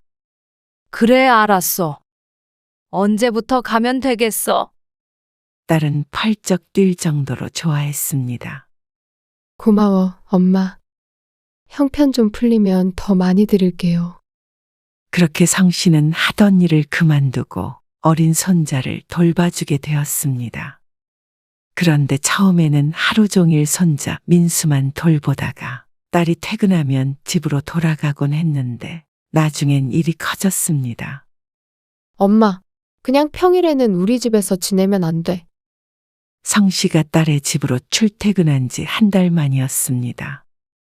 이왕 애 보는 거, 남는 시간에 우리 집 살림도 해주고 그러면 좋잖아. 저녁까지 차려주고. 그러려면 엄마도 계속 왔다 갔다 하면 힘드니까. 들어와서 지내. 딸은 점점 더 요구하는 것이 많아졌습니다. 처음엔 애만 봐줘도 좋아했지만 그 다음은 청소, 그 다음은 밥. 거의 집안의 모든 일은 성씨가 하고 있다고 봐도 무방했습니다. 같이 살자는 거야? 그게 정그러면 주말엔 집에 갔다가 와도 되고. 월요일부터 금요일까지만이라도 여기서 지내. 그래야 엄마도 일하기 편하지. 그럼 언제까지 그렇게 지내? 평생 그러자는 건 아니고 민수 클 때까지만 그렇게 지내면 안 될까? 어차피 우리는 집에 있는 시간도 많지 않으니까. 엄마 불편하지 않게 할게. 성씨도 아침 저녁 왔다 갔다 하는 게 쉽지는 않았습니다. 그리고 완전히 합가하는 것이 아니라 주말엔 집으로 돌아올 수 있다는 사실에 성씨도 딸의 의견에 반대하지 않았습니다. 하지만 성씨의 생각과는 다르게 주말이라고 자유로워지는 것은 아니었습니다.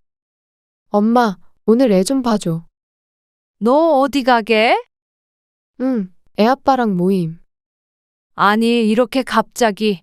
그럼 언제 오는데? 글쎄, 술 마시니까 오늘은 안 되고, 내일 아침엔 데리러 올게. 무슨 일 있으면 전화해. 그럼 민수 놓고 간다. 주말 오전에 쉬고 있는 성신에 와서 손자를 봐달라는 딸. 성씨가 제대로 된 대답도 하기 전에 딸은 손자 민수를 놓고 가버렸습니다. 이렇게 되니 사실상 퇴근은 없는 것이나 마찬가지였습니다. 그렇기 때문에 자식을 위해 희생한다는 생각 없이는 오래도록 할 수 없는 일이었죠. 그런 일을 성씨는 아이가 7살이 될 때까지 했습니다. 4살에 어린이집을 가긴 했지만 성씨는 입주 도우미 같은 일을 계속했습니다. 월요일 아침부터 금요일 저녁까지 애 봐주고 집안일 해주고 주말에도 가끔 손자를 봐주고 그 세월이 5년이나 되었죠. 엄마, 나 출근할게. 그래, 그래. 어서 가봐. 밥그릇은 그냥 둬. 내가 치울 테니까. 장모님, 저도 다녀오겠습니다. 아침 일찍 출근하는 딸과 사위를 배웅하고 난 뒤 아침 식사를 했던 그릇들을 치웠습니다. 그리고 나면 손자 민수를 어린이집에 보내야 했죠. 집으로 돌아와서 설거지를 하고 빨래를 돌리고 청소를 하니 어느새 점심때가 훌쩍 넘었습니다. 3시 반이면 손자가 어린이집에서 돌아오는데 시간은 눈만 깜빡하면 흘러가 있었죠. 하지만 그 시간이 된다고 해서 성씨의 할 일이 끝나는 것도 아니었습니다. 얘 민수야, 이제 얼른 들어가자. 할머니 밥해야 돼. 조금만. 그네 5번만 타고 들어갈래, 할머니. 어린이집 버스에서 내린 손자를 데리고 집으로 들어오는 길에 놀이터는 그냥 지나칠 수 없었습니다. 거의 매일 1시간을 꼬박 뒷공무니를 쫓아다니며 놀아야 겨우 집으로 들어갈 수 있었죠. 아, 진짜 더 놀고 싶은데. 금방 엄마 오셔. 어차피 엄마는 나랑 안 놀아준단 말이야. 그럼 할머니랑 내일도 놀면 되지. 얼른 들어가서 밥 먹자. 그리고 아이를 씻기고 밥 먹이고 하니 어느덧 저녁이 되어 사위가 먼저 퇴근을 했습니다. 장모님, 흰색 반바지 못 보셨어요? 퇴근 후에 운동 모임에 나가는 사위가 옷장을 뒤지며 소리쳤습니다. 운동할 때 잘 입는 반바지가 있는데 그걸 찾고 있는 모양이었죠. 성씨도 무슨 바지인지 바로 떠올렸습니다. 아까 낮에 건조대에 널었던 옷이었기 때문이죠. 아, 그거 오늘 아침에 빨아서 널어놨어. 아직 안 말랐을 텐데. 아, 장모님. 그거 그저께 벗어놓은 건데. 이제야 빠셨어요. 그게 어제는 빨래가 젖길래 세탁기 안 돌렸어. 그러자 사위가 짜증스럽게 대꾸했습니다. 저 화요일, 목요일에 그 옷 입는 거 아시잖아요. 아, 깜빡했어. 깜빡하실 게 따로 있지. 옷장에서 다른 바지를 꺼내며 궁시렁거리는 사위. 그런 사위를 바라보며 성씨는 멋쩍은 웃음을 지었습니다. 신경 쓸게. 네, 그리고 사위가 옷을 갈아입고 나가자마자 얼마 안 돼서 딸이 퇴근했습니다. 왔니? 저녁은? 민수 아빠 오면 같이 먹을게. 엄마 먼저 먹어.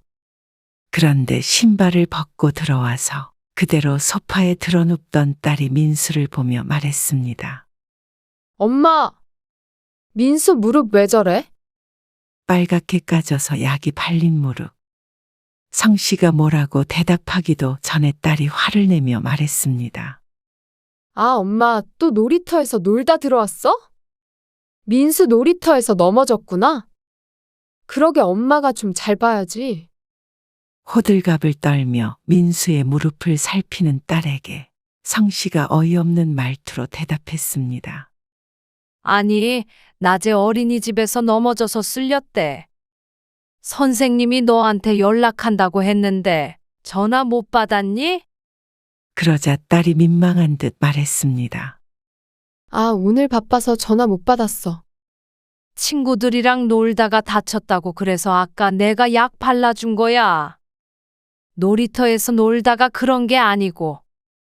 그래? 몰랐네. 태연하게 대꾸하는 딸 때문에 성씨도 마음이 상했습니다. 놀이터에서 매일 1시간씩 시간 보내는 것도 힘든 일이었는데 꼭 그 일이 잘못된 일인 것 마냥 구는 딸이었습니다. 설령 성씨 때문에 다친 것이었다고 하더라도 딸의 반응은 분명 상처가 됐을 것입니다. 그러는 딸은 손자가 그렇게 좋아하는 놀이터에서 놀아주는 걸 한 번도 본 적 없었습니다. 성씨는 심란한 마음을 뒤로하고 식탁에 앉아 혼자 저녁밥을 먹었습니다. 사위가 돌아오면 9시가 넘는데 딸은 그 시간까지 기다렸다가 먹곤 했습니다. 쌀알이 모래알 같은 기분이었습니다. 무슨 일만 있으면 성씨 탓을 하는 딸과 사위에게 서운하기도 하고 서럽기도 했습니다. 언니, 그거 둘이서 무슨 사인을 주는 거 아니야? 주말에 집에 놀러온 이웃이 말했습니다. 사인이라니? 아니, 언니 손주도 지금 7살이라며? 그게 왜? 그럼 이제 금방 학교 갈 텐데? 애가 다 컸잖아. 그럼 이제 언니가 필요가 없다. 이거 아니냐고. 그러니까 이제 그만 나가라고 은근히 눈치를 주는 거 아니냔 말이지. 뭐? 그러면 지영이가 나한테 말을 했겠지. 성씨가 놀라서 대꾸하자 새삼스럽다는 듯한 표정을 지으며 말했습니다. 에이, 언니. 그래도 그런 걸 말로 하긴 좀 그렇지. 그러자 성씨가 복잡한 표정을 지었습니다. 그런 그녀를 보더니 상대방이 혀를 차며 말했습니다. 나 아는 언니는 손주 봐줬더니 글쎄, 딸내미가 엄마만 두고 이민 가버린 거야.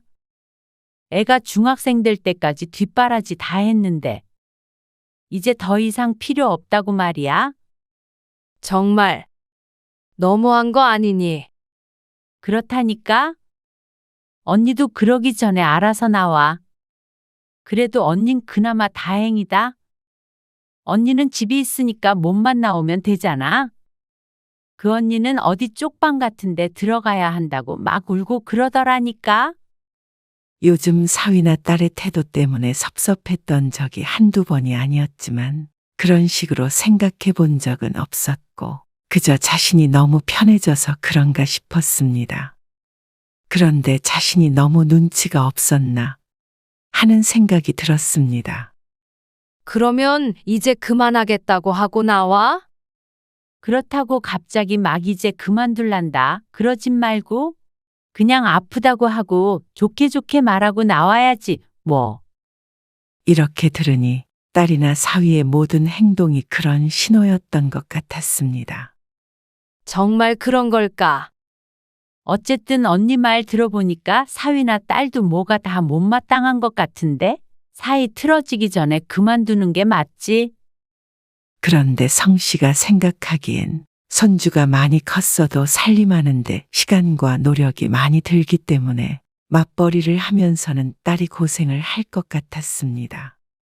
아직 아이에게 손이 가는 일이 많고 딸은 집안일에 손 하나 까딱 안 하고 지내고 있기 때문이죠. 그래서 얼른 그만둔다 하기에도 망설여졌습니다. 딸이 힘들 게 분명하기 때문에 상의가 필요하다고 생각했습니다.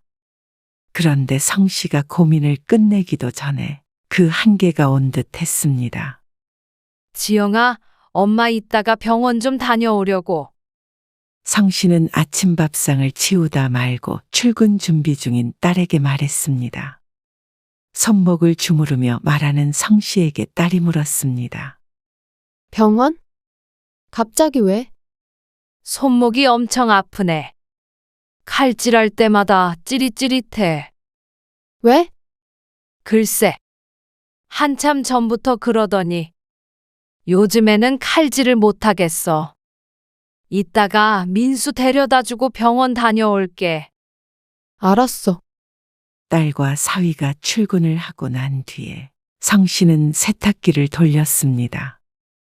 이따가 병원 다녀와서 널어야겠다. 그리고 나서 민수가 어린이집 차에 타는 것을 보고 병원에 다녀왔습니다. 그리고 집에 돌아올 땐 손목 보호대를 차고 있었습니다. 많이 사용하지 않는 게 가장 좋다고는 했지만 집안이라고 애를 돌보면서 손목을 안 쓸 수는 없었습니다. 그렇게 또 청소도 하고 반찬도 하니 다시 하루가 끝이 났고 저녁에 딸과 사위가 함께 퇴근했습니다. 밥을 차려주기 위해 당근을 썰다가 성 씨는 딸을 부를 수밖에 없었습니다. 지영아, 이거 당근 좀 썰어줄래? 왜? 엄마가 해. 나 씻을 거야. 그러고는 성 씨가 뭐라 말하기도 전에 딸은 안방으로 쏙 들어가 버렸습니다. 성 씨는 칼을 들고 입만 뻐끔하다가 한숨을 쉬었습니다. 그리고 왼손으로 칼을 고쳐쥐고서 당근을 썰다가 조금이지만 손가락에서 피도 보았고 말이죠. 베어서 핏방울 맺힌 손가락을 바라보고 있는데 그런 성 씨를 이번엔 사위가 불렀습니다. 장모님, 잠시만 와보시겠어요? 들고 있던 칼을 도마 위에 조심히 올려놓고 사위가 있는 곳으로 가자 세탁기 안을 들여다보고 있었습니다. 이게 뭐예요? 그러자 아침에 병원에 가기 전에 돌려놓은 빨래들이 생각이 났죠. 아이고, 그거 깜빡했네. 아침에 널어야 했었는데 병원에 갔다 오는 바람에. 그러자 사위가 잔소리를 시작했습니다. 이거 여름에 이렇게 세탁기 안에 두시면 냄새나요. 다시 돌려야겠다. 병원에 갔다 왔다는 성 씨의 말에도 어디가 어떻게 아픈지는 사위의 안중에 없는 것 같았습니다. 그리고 성 씨가 깜빡했다는데도 불구하고 사위는 말을 멈추지 않았습니다. 지난번에도 운동 갈 때 입은 티에서 냄새나서 아주 창피해서 죽을 뻔했어요.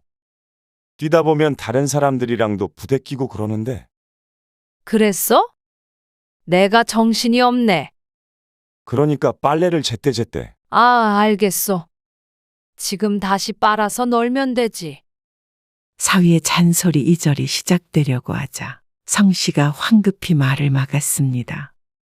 그런데 2절이 끝이 아니라 3절이 기다리고 있었죠. 그리고요, 장모님, 잠깐 이리로 와보세요. 그러더니 거실로 끌고 가는 사위. 벽걸이 TV 뒤에 손가락을 대더니 검지손가락으로 슥 하고 쓸어내렸습니다. 그리고는 그 손가락을 성씨 얼굴 앞에 내밀었습니다. 제가 말씀 안 드리려고 했는데요.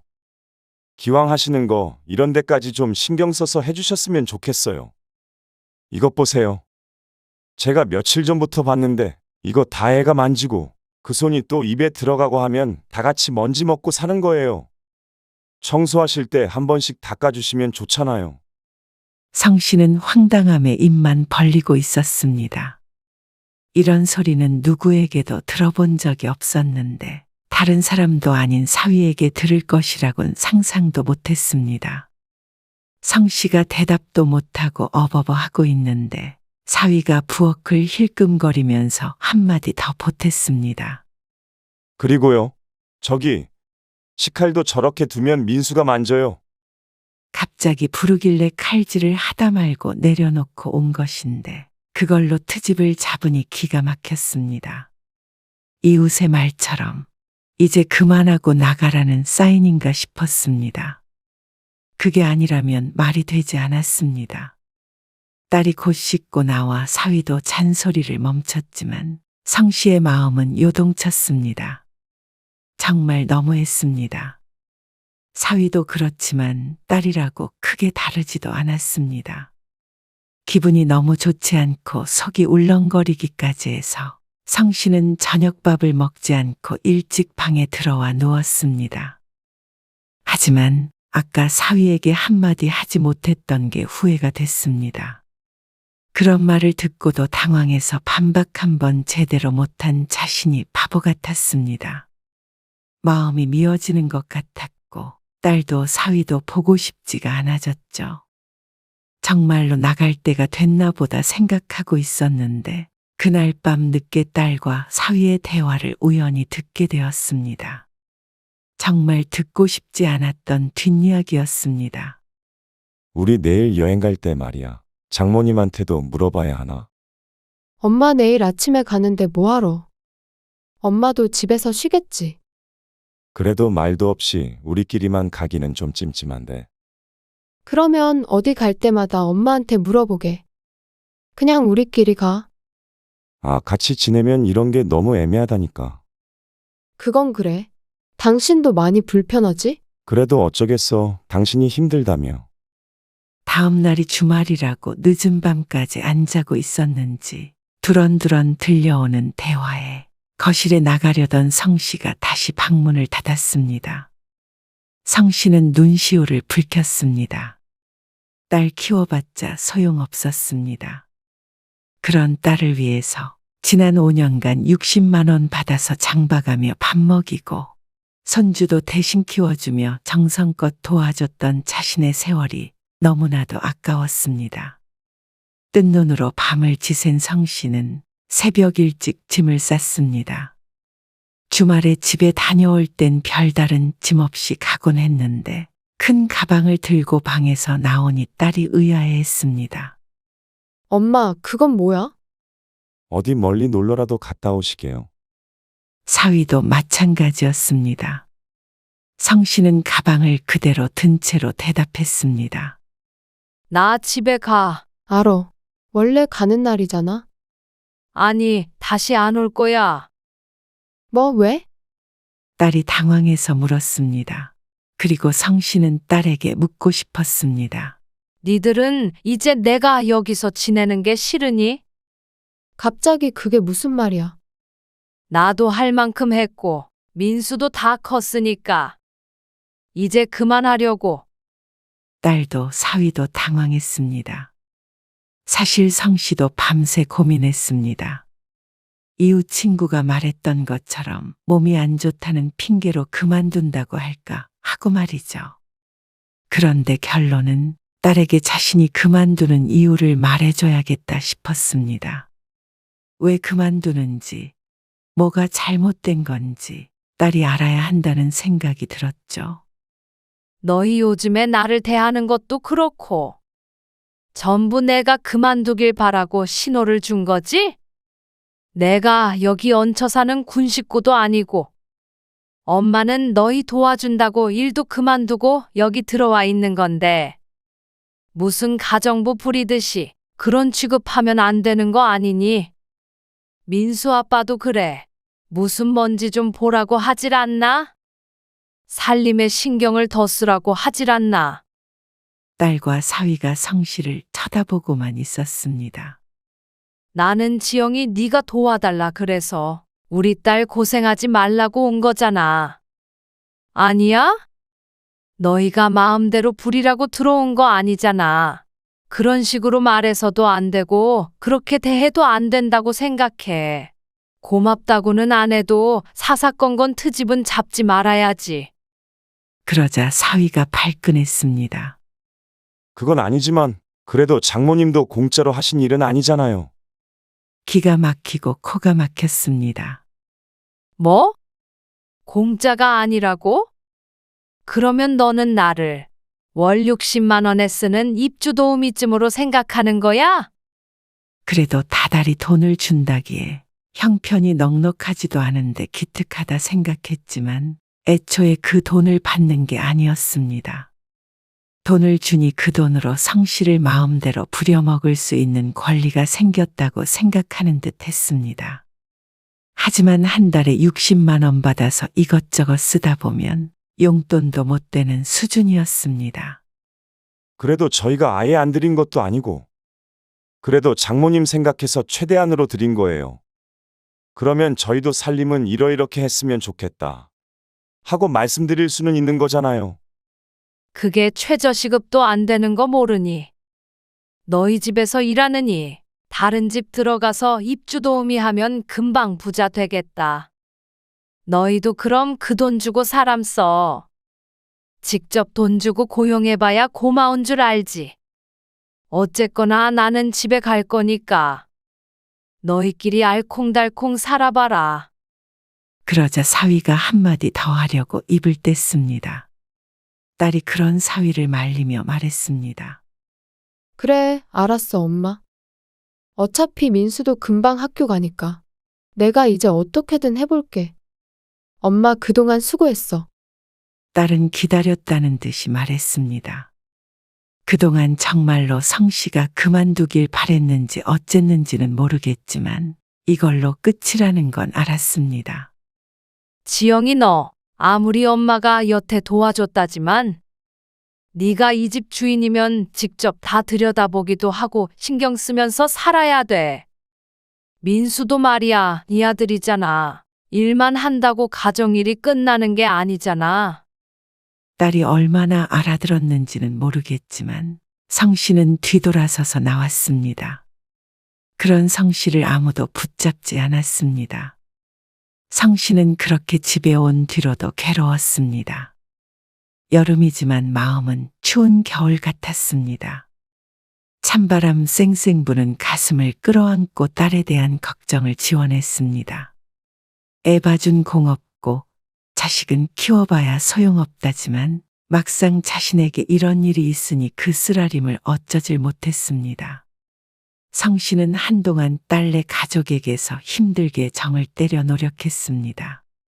그동안 서운했던 거, 섭섭했던 것들을 떠올려 보면 아직도 딸과 사위가 괘씸했죠. 그런데 딸은 잘 사는지 연락 하나 없더니 민수가 입학한 뒤 딱 한 달이 지나자 성씨에게 연락이 왔습니다. 엄마, 내가 미안했어. 됐어. 다 지난 일이야. 그동안 마음고생이 많았지만 그 일로 또 이러쿵 저러쿵 따지고 싶지도 않았습니다. 떠올리는 것만으로도 기분이 가라앉았습니다. 왜 전화했니? 그러자 딸이 황당한 소리를 했습니다. 이런 말 꺼내기 나도 힘든데 좀만 더 도와줄 수 없을까? 민수 학교 들어가니까 진짜 너무 힘들다. 당연했습니다. 어린이집은 저녁 늦게까지 아이를 봐주지만 초등학교는 또 달랐겠죠. 그리고 8살이 된다고 손이 많이 가던 애가 금방 철이 드는 게 아니었으니 한 번에 닥친 일들이 쉽지 않았을 것입니다. 일하고 애 돌보고 집안일까지 전부 하려니까 몸이 갈리는 것 같아. 민수 아빠는 뭐 하고? 둘이 해도 일 끝나고 와서 하는 게 한계가 있어. 민수도 방과 후도 보내고 학원도 보내고 하는데 돈도 많이 들고 애도 힘들어해. 그건 안타까운 일이었습니다. 하지만 성씨도 성씨의 입장이 있었습니다. 민수 초등학교 졸업할 때까지만 안 될까? 민수 아빠도 그때 엄마한테 그렇게 말했던 거 반성하고 있어. 그때까지 도와주면 나는 10년 넘게 너 뒷바라지만 하면서 사는 거겠네. 미안한데 엄마도 다시 일하고 있고 너 도와줄 시간이 없다. 엄만데 좀 그러면 안 돼? 딸 위해서 희생 좀 해주면 안 돼? 영원히 해달라는 것도 아니고 앞으로 딱 6년만 더 해달라는 건데 어려워? 안 그럼 나 회사 그만둬야 될 것 같아. 지영아, 남들은 맞벌이 하면서 애 키우고 다 해. 그동안 네가 너무 편히 살아서 더 힘든 거야. 너는 참, 너 편하고 아쉬운 게 먼저지. 엄마 생각은 안 하지. 딸이 말이 없었습니다. 입안이 썼습니다. 너 엄마 병원 다녀오면 손목 좀 어떠냐고 한마디 물은 적이나 있니? 조금만 살림 도와달라고 하면 싫다 그러고. 네 손으로 뭐 하나라도 한 게 있어? 그리고 애가 어린이집에서 어떻게 지냈는지, 무슨 일 있었는지 신경은 안 썼고? 주말에도 나한테 맡기고 네 할 일만 했잖아. 네가 진짜 한 가정의 엄마가 되려면 그 모든 거 다 네 손으로 해야 되는 게 맞잖아. 애도 키워보고 육아의 기쁨도 느끼고 힘들면 힘든 대로 어려우면 어려운 대로 그리고 분명 그때만 느낄 수 있는 교훈도 있을 거야. 조금 힘들다고 도와달라고 투정 부리고 불편해지면 나가라 그러고. 그렇게 살지는 마, 지영아. 엄마는 너 그렇게 안 키웠고 네가 원래 그런 애라고 생각 안 해. 성 씨는 딸이 괘씸하기도 했지만 한편으로는 안타깝기도 했습니다. 애초에 다 큰 딸을 이렇게까지 뒷바라지 해준 자신의 잘못이겠죠. 스스로 아무것도 하기도 싫고 편한 것 좋은 것만 취하려 하는 사람이 되었으니 말이죠. 그렇지만 아직 민수 아빠 얼굴 보고 싶지 않어. 너도 마찬가지고. 엄마도 엄마대로 마음 좀 더 추스르면 그때 다시 연락할게. 그땐 예전처럼 서로 안부 묻고 가끔 얼굴 보고 그렇게 지내자. 딸은 말없이 흐느끼다 전화를 끊었습니다. 몇 달 동안 마음을 정리했다고 생각했지만 여전히 상처는 남아 있었습니다. 그것도 치유되려면 꽤나 시간이 필요할 듯했고 치유가 되더라도 딸과 사위와는 온전히 옛날 같은 관계는 될 수 없을 것 같았습니다. 성 씨는 또다시 한숨을 쉬었지만 다시는 똑같이 어리석은 선택을 하는 일은 없을 것이었습니다.